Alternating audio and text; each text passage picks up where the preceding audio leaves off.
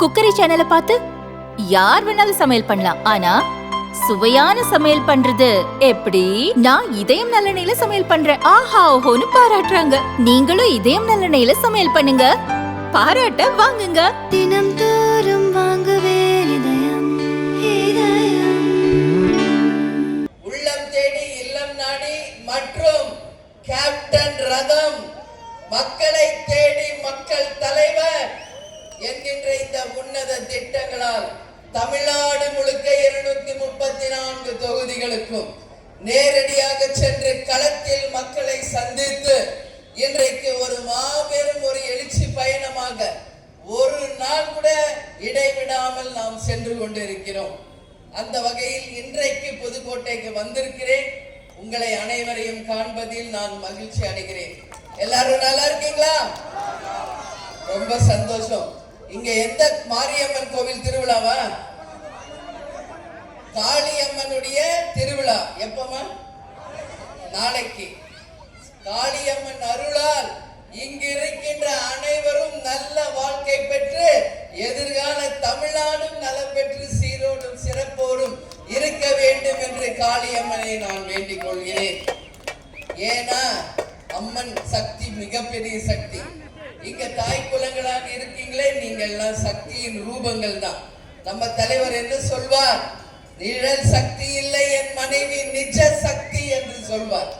ஏன்னா ஒவ்வொரு குடும்பத்திற்கும் அந்த பெண் தான் ஆணிவேர், முதுகெலும்பு. ஒரு பெண் நல்லா இருந்தா அந்த குடும்பமே நல்லா இருக்கும். ஒரு பெண் ஒரு குடும்பத்துல படிச்சா அந்த குடும்பத்தையே படிக்க வைக்க முடியும் என்பதற்கு உதாரணம் பெண்கள். அந்த வகையில் பெண்களாகிய உங்களையும் காளியம்மாவையும் வேண்டி என்னுடைய உரையை நான் ஆரம்பிக்கிறேன். புதுக்கோட்டையில எத்தனையோ வாட்டி தலைவர் கூட வந்திருக்கேன். எவ்வளோ நிகழ்ச்சிகளுக்கு வந்திருக்கும். 1 இல்லை 2 இல்லை.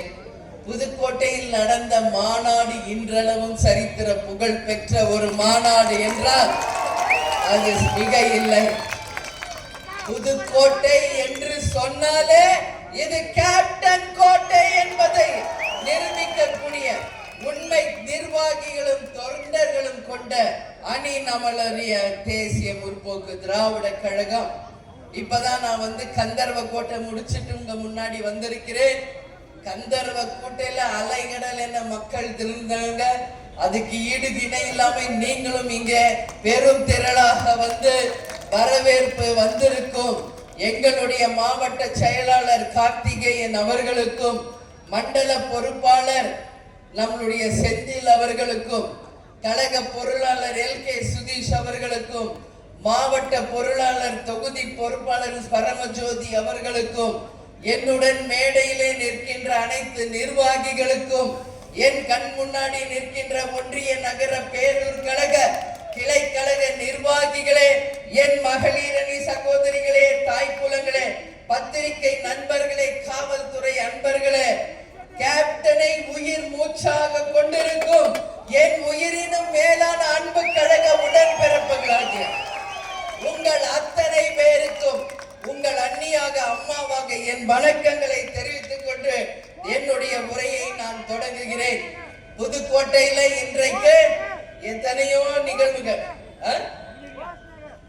போஸ் நகர் இந்த இடம் பேரு காப்பாத்தணுமா? போஸ் நகர் காப்பாத்துங்கன்றீங்க. நீங்க எல்லாம் ஓட்டு போடுறீங்கல்ல, அதுல ஒரு மாற்றத்தை தாருங்க. அந்த ஓட்டு தான் உங்களை எல்லாம் காப்பாத்து. அந்த ஓட்டு நீங்க போடுறீங்கல்ல, அது மாத்தும். காளியம்மா அருளால் அந்த நாள் வெகு தொலைவில் இல்லை. கேப்டன் எவ்வளவு மக்களுக்காக பேசினார், கொஞ்சம் சிந்திச்சு பாருங்க. கேப்டன் மறைவுக்கு பிறகு இப்பதான் பொது செயலாளராக முதல் முறையாக நான் புதுக்கோட்டைக்கு வந்திருக்கிறேன். தலைவரோட வந்த நாட்கள் தான். தலைவர் இல்லாம நம்ம வர முடியாது. அதனாலதான் கேப்டன் தெய்வமாக இன்னைக்கு ரதத்தில் மக்களை பார்க்க வந்திருக்கிறார். அவருக்கு பின்னாடி ஒரு ரதம் தெரியுதா உங்களுக்கு எல்லாம்? தேக்கு மரத்தால் செய்யப்பட்ட அந்த ரதம் உங்க கண்களில் தெரிகிறதா? தெரியுதா? அது யாரால் தலைவருக்கு தரப்பட்டது என்ற வரலாறு உங்களுக்கு தெரியுமா? தெரியுமா?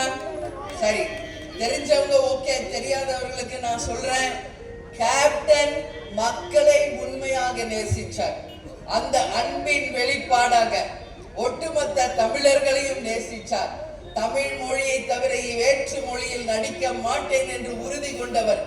ஒவ்வொரு அரங்கிலும் தமிழன் என்று சொல்லடா, தலை நிமிர்ந்து நில்லடா என்று சொன்னவர். தனது மூத்த மகனுக்கு பிரபாகர் என்று விடுதலை புலி பிரபாகர் பெயரை வைத்தவர். இரண்டாவது மகனுக்கு மதுரையிலே பிறந்ததனால கேப்டன் அந்த பாண்டிய மன்னனின் பெயரையும் முருகர் பக்தர் என்பதால் சேர்த்து சண்முக பாண்டியன் என்று இரண்டாவது மகனுக்கு வைத்தார். முருகர் என்றாலே தமிழ் கடவுள். தமிழ் மீது அவர் கொண்ட பாசத்தின் விளைபாடுதான் இதெல்லாம். அதனாலதான் அதை நான் சுட்டி காட்டுறேன். தமிழ்நாடு இல்ல, இந்தியா இல்ல, உலகமே இன்னைக்கு தமிழர்கள் இருக்காங்க. அதிலும் இலங்கை வாழ் தமிழர்கள் உலகம் முழுவதும் பரவி இருக்கிறார்கள். அந்த இலங்கை வாழ் தமிழர்களுக்கு உதவி செய்த தமிழக தலைவர்கள் இரண்டு பேர். ஒன்று புரட்சி தலைவர் எம்ஜிஆர், மற்றொன்று புரட்சி கலைஞர் கேப்டன். ஈழ படுகொலை நடந்த போது இனிமேல் என் வாழ்நாளில் நான் பிறந்த நாள் கொண்டாட மாட்டேன் என்று உச்ச நட்சத்திரமாக இருந்த போதே அந்த விழாவை தடுத்து நிறுத்தியவர் கேப்டன் அவர்கள். எல்லா நிர்வாகிகள் தொண்டர்கள் கேட்டுவிட்டது இணங்க வறுமை ஒழிப்பு தினமாக அந்த நாள் ஏழை மக்களுக்கு உதவும் நாளாக மாற்றி காட்டிய ஒரு புனிதர் நமது கேப்டன் அவர்கள்.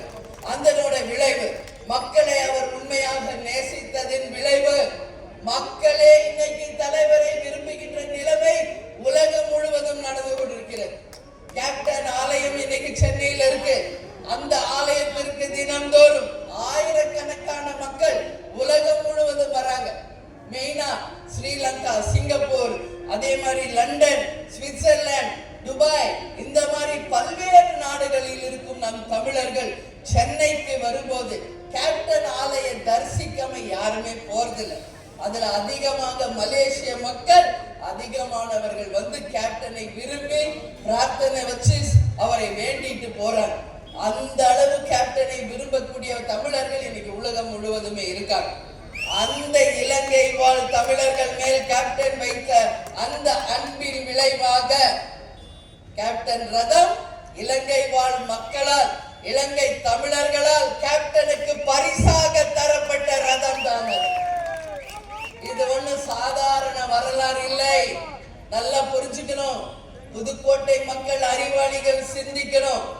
இந்த தமிழ்நாட்டை எத்தனையோ ராஜாக்கள் ஆட்சி செஞ்சிருக்காங்க. சேர, சோழ, பாண்டிய, பல்லவ மன்னர்கள் ஆட்சி செய்த பூமி. அது மட்டுமில்லை, எத்தனையோ முதலமைச்சர்கள் ஆட்சி செய்த பூமி. எந்த ராஜாவுக்கோ எந்த முதலமைச்சருக்கோ மக்கள் ஒரு பரிசு கொடுத்தத வரலாறு இருக்கா? வரலாறு. அந்த வரலாறை உருவாக்கிய ஒரே தலைவர் நமது கேப்டன் மட்டும்தான். அதுவும் என்ன ரதம், சாதாரண இல்ல. ஒரு ரதத்தை மற்றவங்களுக்கு பரிசா கொடுக்கிறது இது ஒரு மிகப்பெரிய வரலாறு. அதனாலதான் மக்களை தேடி மக்கள் தலைவர் கேப்டன் ரதம் என்று சொல்லி தமிழ்நாடு முழுக்க இன்னைக்கு தலைவர் அவர்களை நேரடியா வந்து மக்களை பார்த்துக்கிட்டு இருக்காரு. நல்லா இருக்கா ரதம்? கைவினை நீ பாடு நல்லா பண்ணிருக்காங்களா? அதுல ஒர்க் பாருங்க எவ்வளவு சிறப்பா பண்ணிருக்காங்க. தலைவர் பிறந்த அன்னைக்கே, இந்த பிறந்த நாள் அன்னைக்கே இலங்கையில இருந்து எல்லா சபதிகளும் வந்திருந்தாங்க. இலங்கையில இருந்து அதை வடிவமைத்த சபதிகள் வந்து கேப்டனிடம் மனைவி விட்டு தான் சென்னாங்க. அதுபோல இதுக்கு ஒரு மிகப்பெரிய வரலாறு இருக்கு. இப்ப 234 தொகுதி முடிச்சு நம்ம தலைமை அலுவலகத்தில் உங்கள் பார்வைக்காக எப்பவும் நிரந்தரமாக வைக்கப்படும். தலைமை அலுவலகத்திற்கு நீங்க எப்ப வந்தாலும் நம்ம ரதத்தையும் தரிசிக்கலாம், நம்மளுடைய கேப்டனையும் தரிசிக்கலாம் என்பதை உங்ககிட்ட நான் சொல்றேன். ஏன்னா அந்த அளவு ஒரு விலை மதிக்க முடியாத ஒரு ரதம் இன்னைக்கு மக்களை தேடி கொண்டு வந்திருக்கிறோம். நீங்க எல்லாரும் பார்க்கணும் என்பதற்காக இன்னைக்கு நான் திருவப்பூர் ரயில்வே நிலையத்துல போஸ் நகர்ல நிக்கிறோம். இந்த போஸ் நகர் மக்களே, அண்ணா சாலை, அவர் யாரும் போஸ் நகர் இல்ல, அது வேற யார்? சரி, அண்ணா சாலை. அண்ணா சாலையில எங்க இருக்கு அண்ணா சாலை? ஓகே, அண்ணா சிலை கிட்ட இங்க நின்னு பேசுறேன். இந்த இடத்துல உங்ககிட்ட எல்லாம் நான் சொல்றேன், நீங்க தான் காப்பாற்றணும்னு சொன்னார். நான் ஒரே விஷயம் சொல்றேன், மாற்றம் ஒன்றுதான் மாறாதது. அந்த மாற்றத்தை உருவாக்கின்ற சக்தி உங்களுடைய விரல் நுனியில தான் இருக்கு. அதுல வைக்கிறாங்கல்ல மை, அதை வச்சே ஒரு நல்ல லீடரை, ஒரு நல்ல கட்சியை, ஒரு நல்ல வேட்பாளரை நீங்கள் தேர்ந்தெடுக்கும் போது உங்களை நிச்சயம் நீங்களே காப்பாற்றிக் கொள்ள முடியும். கேப்டன் எவ்வளவோ சொன்னார், என் மக்களே உங்களை நான் தங்க தட்டில் வைத்து தாளாட்டுவேன், வறுமை கோட்டிற்கு கீழ் மக்கள் இல்லாத நிலையை உருவாக்குவேன், லஞ்ச ஊழல் இல்லாத நேர்மை ஆட்சியை தருவோம், படித்த படிக்காத இளைஞர்களுக்கு வேலை வாய்ப்பை தருவோம். இப்ப நான் கந்தர்வ கோட்டையில பேசிட்டு வரேன், ஒரு அரசு ஹாஸ்பிட்டல்னு ஒண்ணு இருக்கு, ஆனா அங்க டாக்டர் இல்ல, நர்ஸ் இல்ல, மருந்து மாத்திரை இல்ல, கட்டு இல்ல, ஒண்ணும் இல்ல அப்படிங்கிறாங்க. அப்ப ரொம்ப கஷ்டமா இருக்கா இல்ல? இதெல்லாம் நம்ம கேட்கிறப்ப யார் எம்எல்ஏ ஜெயிச்சவங்க என்ன பண்றாங்க? ஓட்டு வாங்கிட்டு போனா அந்த பக்கமே திரும்பி பார்க்கறது இல்ல. அதோட அடுத்த தேர்தலுக்கு வந்தா எப்படி மக்களுக்கு நீங்க கொடுத்த வாக்குறுதி நிறைவேற்ற முடியும்? இதெல்லாம் மக்கள் சார்பாக நாங்க வன்மையா கண்டிக்கிறோம். அதனால இந்த மக்களுக்கு நீங்க கொடுத்த வாக்குறுதியை நிறைவேற்றுங்க. இந்த மக்களுக்கு சொன்ன அட்லீஸ்ட் ஒரு நல்ல பேருந்து நிலையம், ஒரு நல்ல கவர்மெண்ட் ஹாஸ்பிட்டல், ஒரு சிறந்த கல்லூரிகள் ஏதாவது அமைச்சுட்டாங்க. இல்லைன்னா உங்களை எம்எல்ஏவை நீங்க வந்ததுக்கு என்ன பலன் இருக்கு? யோசிக்கணும். நீங்க அப்படி செய்யாதவங்க அடுத்த தேர்தலை ஓட்டு கேட்டா நிக்க வச்சு நீங்க எல்லாம் கேள்வி கேட்கணும். கேட்பீங்களா? கேளுங்க, அப்பதான் உங்களுக்கு எல்லாம் உரைக்கும். இல்லைன்னா இப்படியே உங்களை ஏமாத்திட்டு 100 சோறு பீருன்னு கொடுத்து தேர்தல் நேரம் வந்தா ஓட்டுக்கு காசு கொடுத்து இப்படியே ஏமாத்திட்டு போயிடுவாங்க. நீங்க திருப்பி கேள்வி கேட்டால்தான், நீங்க திருப்பி அந்த பதிலடி கொடுத்தால்தான் இங்க மாற்றம் என்பது நிகழும். கேப்டனும் 50 வருஷம் மக்களுக்காக சினிமாவிலையும் அரசியலையும் பேசி பேசி பேசி இன்னைக்கு தெய்வமாயிட்டார். ஒரு வாய்ப்பு தலைவருக்கு நீங்க கொடுத்திருந்தீங்கன்னா இந்தியாவிலே முதன் மாநிலமாக தமிழ்நாட்டை உருவாக்கி இருப்பார். இதுல எந்த மாற்று கருத்துமே இல்லை. தவற விட்டது தேமுதிகவோ தலைவரோ இல்ல, தமிழ்நாடும் தமிழக மக்கள் தான் ஒரு வைரத்தை, ஒரு தங்கத்தை தொலைச்சிட்டு இன்னைக்கு நிக்கிறோம். இன்னைக்கு அவர் இல்லாத போது அவருடைய அருமை பெருமை எல்லாம் யூடியூப்ல மக்கள் பார்த்துக்கிட்டு இருக்கீங்க உலகம் முழுக்க. இன்னைக்குதான் தெரியுது அவர் எவ்வளவு பெரிய ஒரு நல்லவர் என்பது இன்னைக்கு உலக மக்களே வியந்து பார்க்கிறாங்க. அன்னைக்கு பிளான் பண்ணி கேப்டன் புகழ் பரவாம தடுத்தவங்க அரசியல்வாதிகள். இன்னைக்கு அதை மீறி உண்மை வெளியே வரும்போது அவர் ஒரு மனிதர் இல்லை, அவர் புனிதர், அவர் தெய்வம் என்பதை இன்னைக்கு மக்கள் ஒத்துக்கிறாங்க. அந்த அளவு மக்களுக்காக உழைச்சிருக்கார் தலைவர். அதனால சொல்றேன், மீண்டும் 2026 வரப்போகுது. இந்த தேர்தலை கோட்டை விட்டுறாதீங்க. நிச்சயமா நாங்கெல்லாம் யாருக்காக இங்க இருக்கிறோம்? கேப்டன் சொல்லி கொடுத்த அந்த பாதையில ஏன் நாங்க பயணிக்கிறோம்? உங்களுக்காக தான், வேற யாருக்காகவும் இல்ல. இன்னைக்கு கேப்டன் இல்ல, அவ்வளவுதான், நாங்க போய் வீட்டுல உட்கார்ந்துக்கலாம். நாங்க உட்காரலாம்ல? எங்களை யாராவது கேட்க முடியுமா? ஏன் வரோம், ஏன் போராடுறோம்? இது சாதாரண கட்சி இல்லை, சுயம்புவாக உருவாகி கேப்டன் என்ற ஒற்றை சொல்லால் இன்னைக்கு கோடிக்கணக்கான மக்களை உருவாக்கியவர் கேப்டன் அவர்கள்.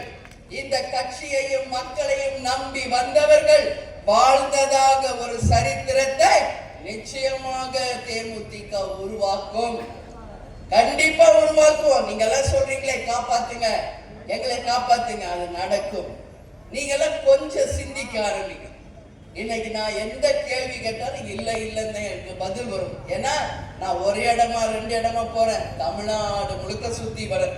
ஆனா ஒண்ணு மட்டும் கேட்டா எல்லா இடத்துலயும் இருக்கு. என்ன அது? டாஸ்மாக். அது இருக்கான்னா எல்லா இடத்துலயும். ஏன்னா இன்னைக்கு அவ்வளவு தூரம் டாஸ்மாக், போதை, கஞ்சா அப்படின்னு போன்ற கலாச்சாரம் பரவிடுச்சு.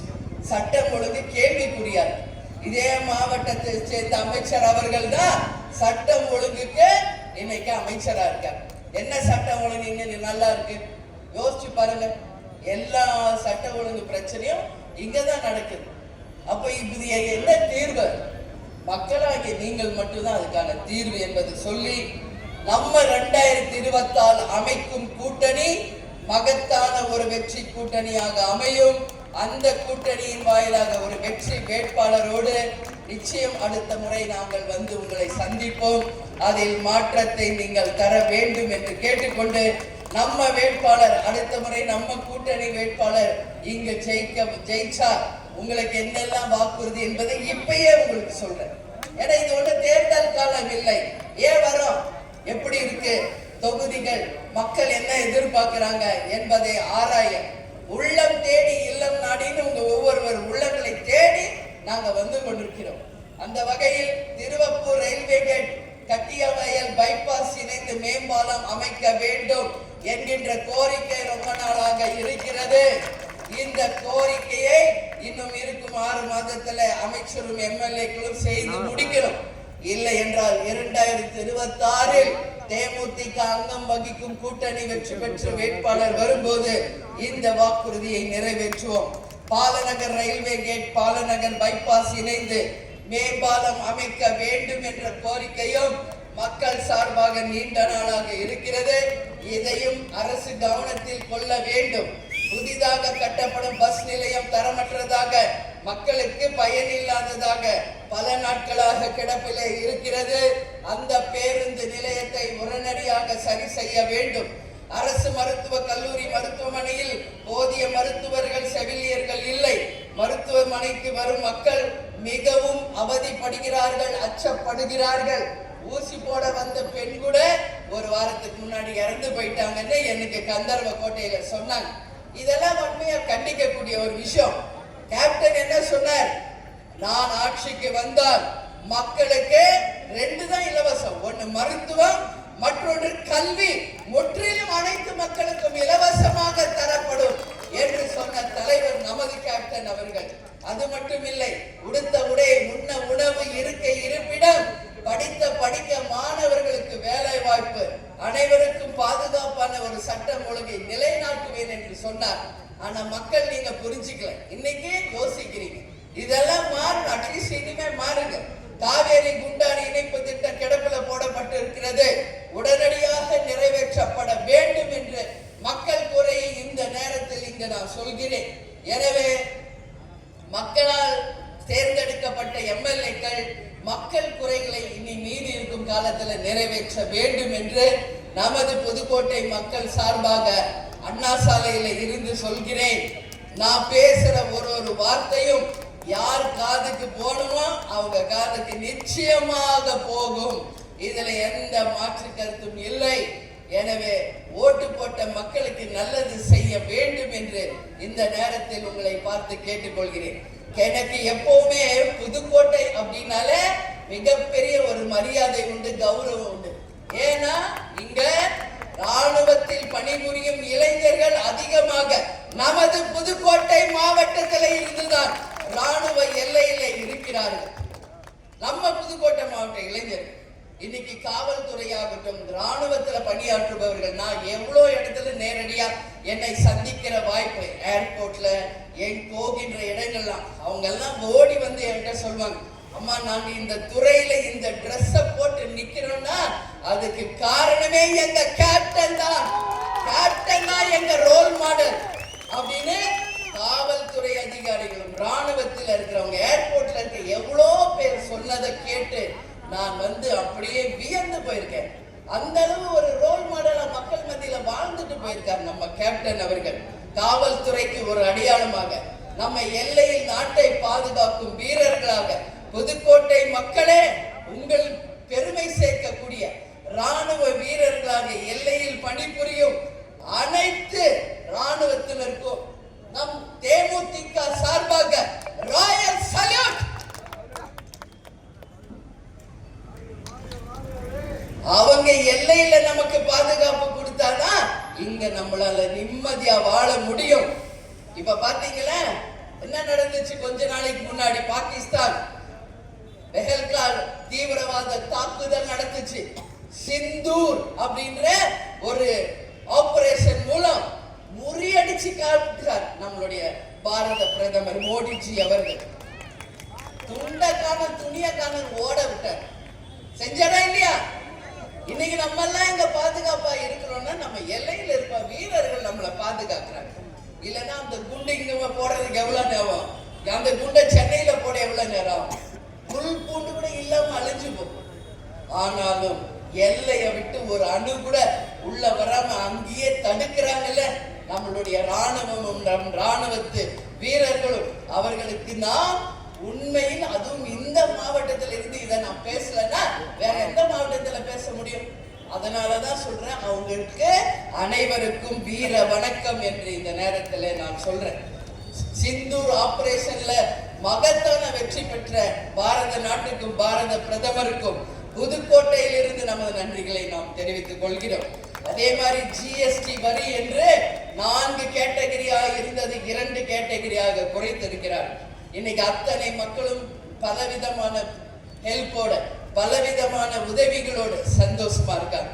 இன்னைக்கு சிறு குறு தொழில் வியாபாரிகள்லாம் ஹாப்பியா இருக்காங்க. ஹையா இருக்கிறப்ப குறை சொன்னவங்க இன்னைக்கு குறைச்சப்பறம் அதை பத்தி யாருமே வாய் திறக்க மாட்டேங்கிறாங்க. நல்லது செஞ்ச 4 வார்த்தை பாராட்டுங்க, அப்பதான் இன்னொரு நல்ல 4 விஷயம் நடக்கும். அப்படியே அவங்க எப்படி.